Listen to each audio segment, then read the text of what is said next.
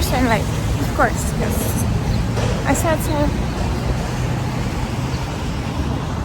What's your life hack? How do you know when it's hot outside and when it's not? By not just checking the temperature. Usually I'm cold in such temperatures, but this one I'm hot. I don't know. Do you write letters, like real letters, or really long emails sometimes? I do. I know this woman we've met through Airbnb. I mean, it was a couple before. They rented out a cabin in Catskills, and I just absolutely loved them. It was an English gentleman who actually turned out to be a very significant person for filmmaking, and his wife. She's from Netherlands. So he came to New York after working at BBC very young, and he created a studio in which MTV, Nickelodeon recorded their stuff. Like he traveled around the world, and he created this huge, like humongous library of sounds, which is still used. Like in Harry Potter, you can hear his sounds. Like he can even recognize like which door sound it is. Like for example, like the door is opening, and you can hear like this, like he can tell you exactly what it was, like what door, where he recorded it. It's incredible. It's just incredible. Unfortunately, he got cancer and he passed away probably 2 years ago. No, not 2 years ago. Yes, 2 years ago in 2023. Yeah, that was very sad. He literally looked like Santa Claus. That was, yeah, he had, you know, that like absolutely white beard and the English accent. He used the word naughty a lot. He had the most crazy stories, like how he how he got his green card. It was like his lawyer or somebody called him, like, you have to be here like in 10 minutes and pick it up. And he was somewhere uptown. So he hired a cab, and he told him, like, I need to get there in 10 minutes. If you do this, I'll give you, I don't remember, like it was $20, but at that time it was like huge money. So the cab driver just drove straight downtown, like not stopping at traffic lights, nothing. So then like they had this huge picture of a sailing boat shot from a helicopter, and like the story behind this picture. So his name is Tom Clark. He was on this boat, like on the picture at the moment when the picture was taken. He was on that boat. So that was a deal he made with the owner of the boat, that he would work for him for free, and he will bring him to New York. And at that time, it turned out to be like the day when they actually got to New York. It was like a sailing competition, something like that. So there were tons of little boats, and this one was kind of big. And a helicopter with a reporter was flying above them. And then somewhere at the exhibition, he saw this picture and he's like, I'm gonna buy like whatever money you want. You don't understand. Like, I'm right now, like in this picture, I'm right there on that boat. That is how I came to New York. Like, oh my God, he's so funny. I really was so sad when he passed away. Ah. It's just like his stories about St. Patrick's Day, somehow, without him even saying words, Irish people would find him. And of course, that's like, you have to, you have to fight an Englishman if you're Irish on St. Patrick's Day. So once he was walking down some avenue, and two Irish guys were going towards him with, like, he didn't say a word. They didn't say a word. They just picked him up, like by his elbows and carried him into a bar, set him on a chair. And they sat, across from each other. And as it turned out, they didn't really know each other's name, and the conversations they had was like, oh, so you are from, I'm not sure if they call them counties like we call them here, but something like, let's call it a county, like, oh, you're from so-and-so county. Yeah. Oh, I heard that people from this county are very nice and polite. Well, no, not very nice and polite. He's like, somehow he pays a compliment to the other Irish guy, which he accepts, but he doesn't return a compliment. And so they start fighting. It's like the guy who was expecting that one will return the compliment turns to Tom like, you know what, people from that county are actually, and something like bad goes after, and without like even a pause, he just punches the guy in his face, and they start fighting. It's like, even though they brought Tom to fight with him, so they start fighting, and just like in the movie, the whole bar starts fighting, and Tom just goes on his fours, like on his knees, and just like crawls out of the bar. Gosh, I miss him so much. I really do miss him. I really do miss him. He's so funny. I saw his library, like above. He built like his studio above the garage, and when he sold his studio, also like the Beatles were there. Like his studio was big, and they moved upstate. He built a studio above the garage, and it's just, I was fascinated by this man. So sad, really, so sad. So sad. Damn you, cancer. You're such a nice, very, very, very nice person. So, and the both of them, and now it's just his wife, we write letters to each other, and we write cards to each other, and our cards are not like cards. So our cards usually are also letters. So yeah, it's like letters. It's just, yeah. It's like this long forgotten thing that you can do it, but it's probably the only person for whom I can put my butt in a chair to write a long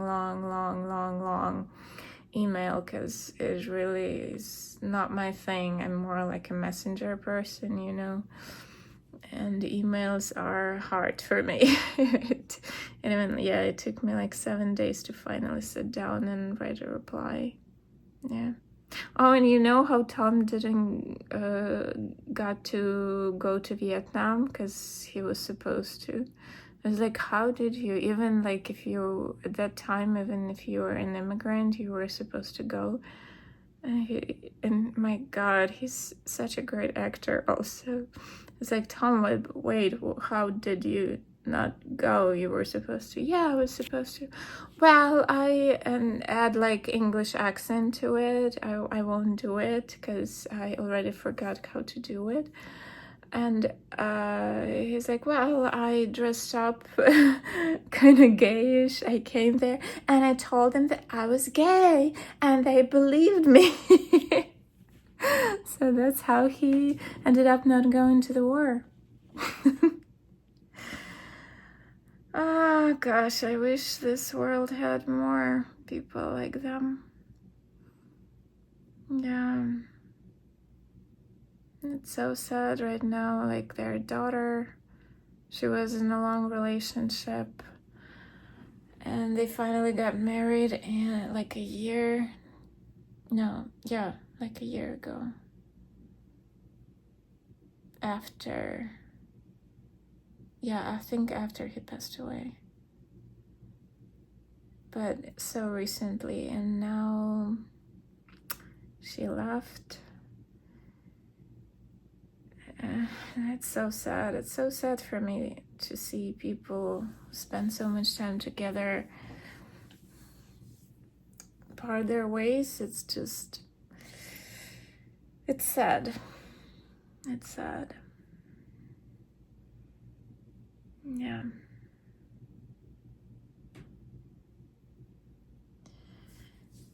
It's sad, but it's life, right? This is how it works. It's sad, but it's life. Yeah.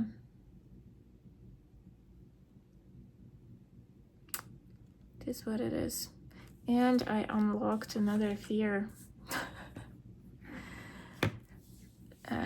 Yesterday. No, it wasn't yesterday, the day before yesterday. But now it's hunting me. So somebody gifted me a body scrub, which is oil-based. So I was using it, and at some point my bathtub got really slippery. And then I have this thought process in my head. So I will slip right now, and I will break my spine. So I won't feel my legs anymore. But I am like close enough to my phone because I'm that crazy person who brings the phone to the bathroom, because this is what you do when your family is in a war zone. Not like I think that whatever happens and they will be like, oh, we have to call Tanya. No, but for some reason I feel calmer. Do I pronounce L? Calmer? There is like a slight L there, right? Like calmer, whatever. But please, if you know, please let me know. So, I think that, okay, I will be able to reach out to the phone. I will be able to call someone for help, but they will have to break into my apartment, right? And go through the whole mess to help me. And I think I will be very embarrassed, and not because I would be naked. Maybe I won't, because since my legs won't be moving, but the hands will, I will just cover myself with something. But they will have to go through this whole mess, and this will be very embarrassing. So I guess I should address it during the weekend. Yeah. It's like fear number 4,987. Welcome to my head. And what fears do you have? Mine is that I will break my spine, I will sleep in the bathtub, I will break my spine, and I will be embarrassed because people who will come to help me will see that I have a messy apartment. Voila. Yeah.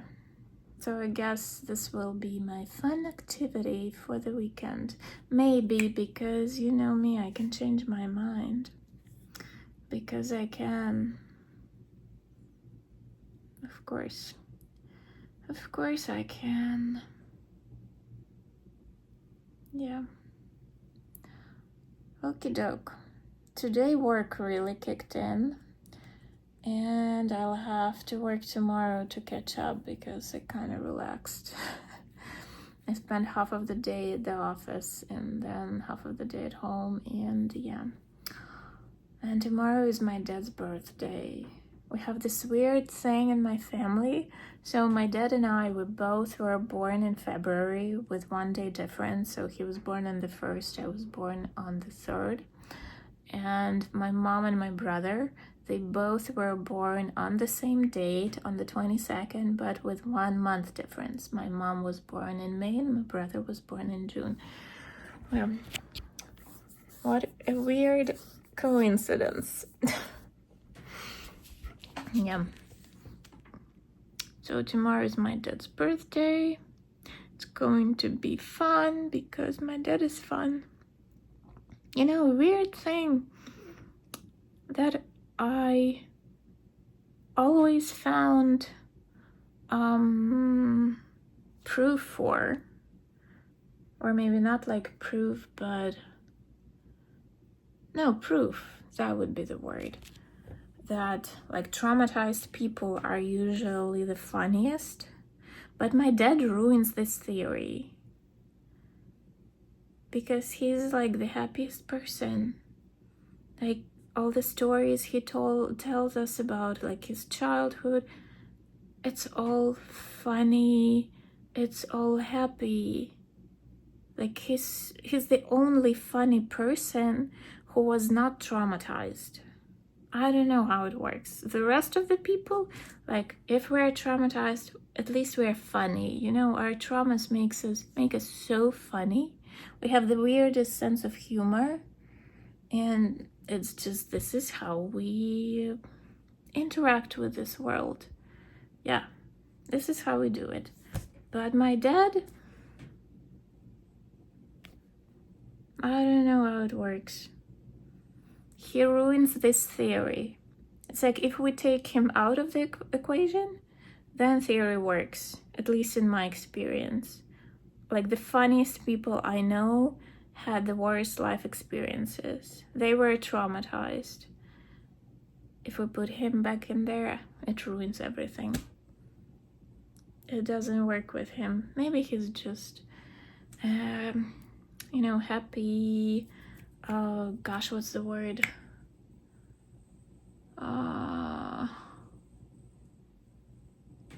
I can't remember it. Something that goes against the rules. This is him. Yeah, probably. Okie doke.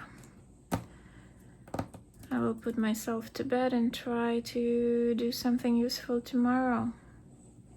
Yep. Hope you're enjoying your Friday night. My party, as you can see, is kind of boring. As I wrote to Amy, like, is there a boring like party, like the worst party competition? Because I think I can put a crown on his head, on this head. His head, who's his head? This is what it's like when this is not your first language. You sometimes say very weird things, and sometimes you use words that sound similar but in wrong context. Yeah, that is very funny. Oh, okie doke. Thanks so much for listening, and I'll talk to you tomorrow. Bye-bye.